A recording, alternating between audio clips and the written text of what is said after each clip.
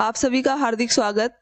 आज की इस क्लास में हम कवि सूर्यमल मिश्रण की प्रसिद्ध रचना वीर सतसई के कुछ दोहों का अर्थ समझने का प्रयास करेंगे।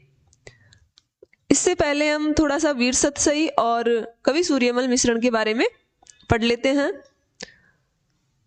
राजस्थान की वीर प्रसूता धरती पर जन्म लेने वाली वीर रसावतार कवि सूर्यमल मिश्रण का जन्म चारणों की मीसण शाखा में एक प्रतिष्ठित परिवार में संवत 1872 की कार्तिक कृष्णा प्रतिपदा को बूंदी में हुआ था। इनके पिता चंडीदान बूंदी के महाराव राम सिंह जी के दरबार में प्रतिष्ठित कवि थे। सूर्यमल मिश्रण ओजस्वी कवि होने के साथ साथ सत्यनिष्ठ और स्वाभिमानी व्यक्तित्व के धनी थे। इनके पिता ही नहीं बल्कि इनके पितामह भी डिंगल के श्रेष्ठ कवि थे।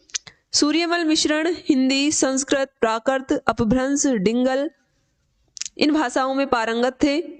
अध्यवसायी होने के कारण इन्होंने काव्य शास्त्र के साथ साथ इतिहास, व्याकरण, मीमांसा, न्यायशास्त्र, संगीत शास्त्र, दर्शन, ज्योतिष का गंभीर अध्ययन किया। इन विषयों में इनकी असाधारण पेट का प्रभाव इनकी रचनाओं में यत्र तत्र देखा जा सकता है। मिश्रण ने 10 वर्ष की उम्र में राम रंजाट नामक पद्य ग्रंथ बनाया। तो ये आपको याद रखना है कि राम रंजाट ग्रंथ किसका था? सूर्यमल मिश्रण का। इसमें इन्होंने बूंदी के राव राजा जो राम सिंह है उनके शिकार और दौरे का वर्णन किया है। वंश भास्कर सूर्यमल मिश्रण की कीर्ति का प्रमुख स्तंभ है, जो सबसे महत्वपूर्ण ग्रंथ है, अर्थात जिस ग्रंथ ने इनको सबसे ज्यादा प्रसिद्धि दिलाई वो है वंश भास्कर। राजस्थान में जो परवर्ती इतिहास लेखक हुए हैं उन्होंने इस ग्रंथ से पर्याप्त सहायता ली है। वीर सतसई की बात करें तो वीर सतसई में कुल 288 दोहे हैं, ये भी हमको ध्यान रखना है। वीर सतसई सन 57 का जो भारतीय स्वतंत्रता संग्राम था उसका काव्य में उद्गार है। वीरांगनाओं का त्याग, मातृभूमि प्रेम उनके वीर सतसई ग्रंथ में साकार हो उठा। राजस्थान के मरण त्योहार का वर्णन कवि मिश्रण ने निम्न प्रकार से किया है। वीर सतसई अर्थात 1857 की क्रांति जब हमारे देश में चल रही थी उस दौरान इन्होंने यह ग्रंथ लिखा है और उसकी झलक इस ग्रंथ में हमें देखने को मिलेगी। इनकी कुछ पंक्तियां हैं। आज घरे सासू कही हरक अचानक काए, भऊ बलेवा हूल से पूत मरेवा जाए। सतसई ग्रंथों में देखें तो डिंगल के एक विशिष्ट अलंकार वेण सगाई का प्रयोग मिलता है। वेण सगाई एक शब्दालंकार है। इसमें काव्य में गणों अथवा दग्धाक्षरों का दोष नहीं रहता। आगे हम पढ़ेंगे कि वेण सगाई अलंकार क्या होता है। सूर्यमल मिश्रण श्रृंगार एवं वीर रस के कवि हैं। उन्होंने प्रबंध और मुक्तक दोनों प्रकार के काव्य की रचना की। वंश भास्कर जिस ग्रंथ से इन्हें सबसे ज्यादा प्रसिद्धि मिली, इसमें बूंदी राज्य का इतिहास अर्थात एक ऐतिहासिक ग्रंथ है। और वीर सतसई यह मुक्तक शैली में लिखा गया वीर रस की एक रचना है। वीर सतसई के दोहों में राजस्थान के जो वीर हैं उनका स्वाभिमान, उनकी दृढ़ता और उनके समर्पण का यह एक जीवंत दस्तावेज है। कवि सूर्यमल मिश्रण बूंदी के राज्य कवि ही नहीं बल्कि सन 57 की जो क्रांति है उसके प्रत्यक्षदर्शी साहित्यकार भी रहे। उनकी रचनाओं में मरुधरा की वीर रमणियों का स्वाभाविक वर्णन आज भी जोश उत्पन्न करने वाला है। कवि सूर्यमल मिश्रण का संक्षिप्त जीवन परिचय इस प्रकार है। नाम इनका कवि सूर्यमल मिश्रण, जन्म वर्ष विक्रम संवत 1872, जन्म स्थान बूंदी, पिता थे इनके कवि चंडीदान, माता भवानीबाई। और मेन इनकी रचनाएं हमको याद होनी चाहिए। इनकी जो प्रमुख रचनाएं हैं वंश भास्कर जो ऐतिहासिक ग्रंथ है, वीर सतसई वीर रस का ग्रंथ है, एक है वल्वी द्विलाश, एक है राम रंजाट, छंदो मयूख ये भी इंपॉर्टेंट ग्रंथ है, सती राशो, धातु रूपावली और कुछ फुटकर कवित्व और समये लिखे इन्होंने। अब वीर सतसई का जो पहला दोहा है वो आज हम पढ़ते हैं। लाऊं पे सिर लाज हूं सदा कहाऊं दास, गणवई गाऊं तुझ गुण पाऊं वीर प्रकाश। हमारे साहित्य जगत में परंपरा रही है कि कोई भी कवि जब अपनी काव्य रचना करता है तो उस ग्रंथ की कुछ शुरुआत की जो पंक्तियां है या शुरुआत का दोहा है वो अपने इष्ट देव या इष्ट देवी को समर्पित करके, उसको संबोधित करके लिखता है। तो कवि सूर्यमल मिश्रण ने यहाँ गणेश जी को संबोधित करते हुए शुरुआत का दोहा लिखा है। वो इस दोहे में गणेश जी की वंदना कर रहे हैं और वंदना करते हुए कह रहे हैं कि लाऊं यानी लाता हूं, पई पई यानी पैरों पर, यह गणेश जी मैं तुम्हारे पैरों पर, सिर यानी अपना सिर लाता हूं, अर्थात मैं तुम्हारे चरणों में नतमस्तक होता हूं। लाज हूं लज्जावश, कि मैं बड़े संकोचवश और बड़े लज्जावश तुम्हारे जो पैर है उनमें अपना सिर झुकाता हूं। सदा कहा हूं दास, मैं सदैव आपका दास कहलाना चाहता हूं, अर्थात दास का स्थान कहाँ होता है? चरणों में। तो मैं आपके चरणों में शीश झुका रहा हूं और वो भी बड़ी लज्जा के साथ। तो इस कारण से मैं सदैव आपका ही दास कहलाना चाहता हूं, अर्थात मैं चाहता हूं कि आपकी कृपा सदैव मेरे ऊपर बनी रही। गणवई गाऊं तुझ गुण, गणवई यानी गणपति, गाऊं यानी गाऊं तुझ गुण, तुम्हारे गुणगान, हे गणपति मैं तुम्हारा ही गुणगान करना चाहता हूं, ताकि पाऊं वीर प्रकाश, ताकि वीरता का जो प्रकाश है, वीर रस का जो प्रकाश है वो मैं प्राप्त कर सकूं, अर्थात मैं वीर रस की जो ये रचना लिखूंगा इस रचना से मुझे प्रसिद्धि मिले, मेरी जो रचना है इसको भी प्रसिद्धि अर्थात ख्याति मिले। एक बार फिर अर्थ समझते हैं। लाऊं पे सिर लाज हूं सदा काहू उदास, गणवई गाऊं तुझ गुण पाऊं वीर प्रकाश, कि हे गणपति लज्जावश या संकोचवश मैं अपने सिर को तुम्हारे चरणों में, तुम्हारे पैरों में झुकाना चाहता हूं और सदैव आपका ही दास कहलाना चाहता हूं। हे गणपति मैं तेरे ही गुण गाना चाहता हूं, ताकि मैं वीर रस के प्रकाश को, वीरता के प्रकाश को प्राप्त कर सकूं। अगर काव्य का सौंदर्य की बात करें तो इस दोहे में राजस्थानी शब्दों का प्रयोग है, वयण सगाई अलंकार का इसमें प्रयोग हुआ है और शांत रस। वयण से सगाई अलंकार की बात करें तो यह एक शब्दालंकार है और वयण सगाई अलंकार में क्या होता है कि जो कोई भी दोहा या कोई पद होता है तो जो दोहे का चरण होता है उसमें पहला कोई सा भी चरण हमने लिया तो पहले शब्द का जो पहला अक्षर होता है, जैसे कि इसमें प्रथम चरण में पहला अक्षर क्या है? ल। तो उस चरण का जो अंतिम शब्द होता है उसका पहला अक्षर भी वही होगा। जैसे इसमें पहला अक्षर ल है तो इस चरण का अंतिम अक्षर लाज माना हमने, तो इसमें भी पहला अक्षर क्या है? ल। दूसरे चरण में हम देखते हैं कि सदा, सदा में जो पहला अक्षर क्या है? स, तो अंतिम अक्षर भी क्या है? स।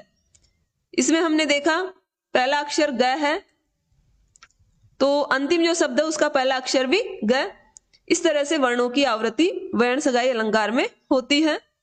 दूसरा दोहा हम देखते हैं, आणी उर जाणी अतुल गाणी करण अगूढ़, बाणी जग राणी वले में चिंताणी मूढ़। इस दोहे में कवि ने विद्या की देवी या वाणी की देवी मां सरस्वती का गुणगान किया है, उनकी प्रार्थना की है।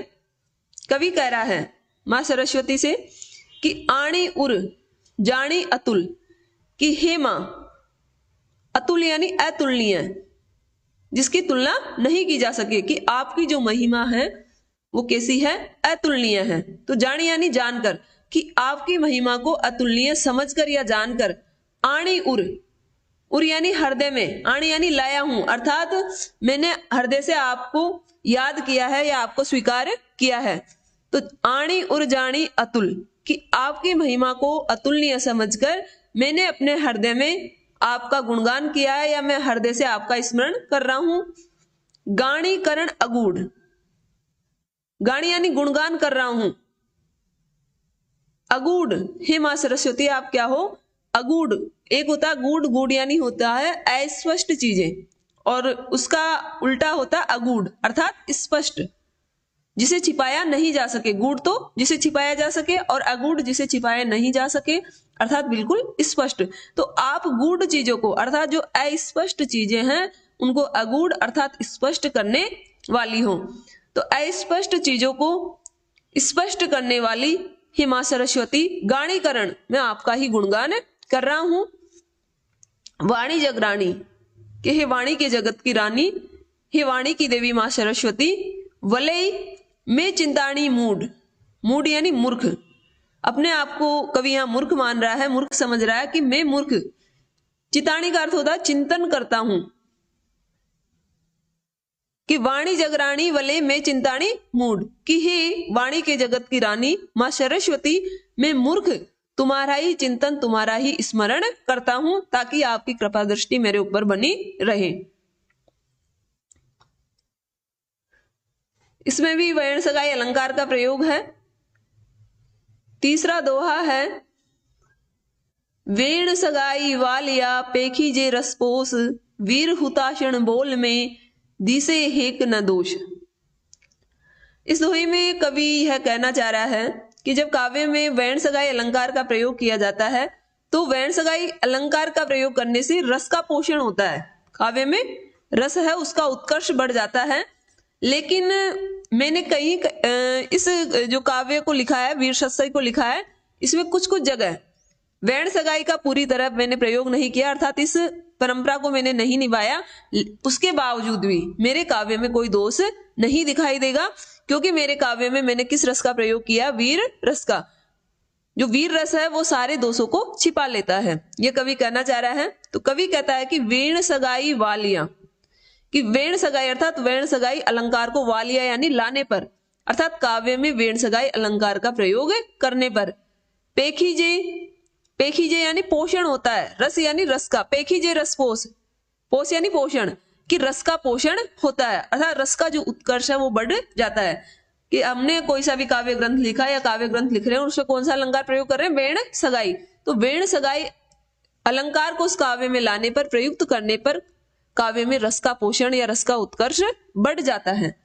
लेकिन मेरा जो काव्य है उसमें मैंने कौन सा रस प्रयुक्त किया, वीर रस। तो वीर हुताशण बोल में, कि वीर हुताशण, हुताशण होता है अग्नि, तो वीर हुताशण का अर्थ हो गया वीरता रूपी अग्नि। यहाँ रूपक अलंकार है कि वीरता रूपी अग्नि या वीर रस रूपी अग्नि के बोल में दिखे एक न दोष, कोई भी दोष नहीं दिखाई देता। अर्थात जिस तरह से अग्नि में कोई भी चीज डालने पर वो जलकर भस्म हो जाती है, उसी प्रकार से यदि काव्य में वीर रस का प्रयोग हो गया तो वीर रस सारे दोषों को छिपा देता है, उस काव्य में कोई भी दोष नहीं रह जाता।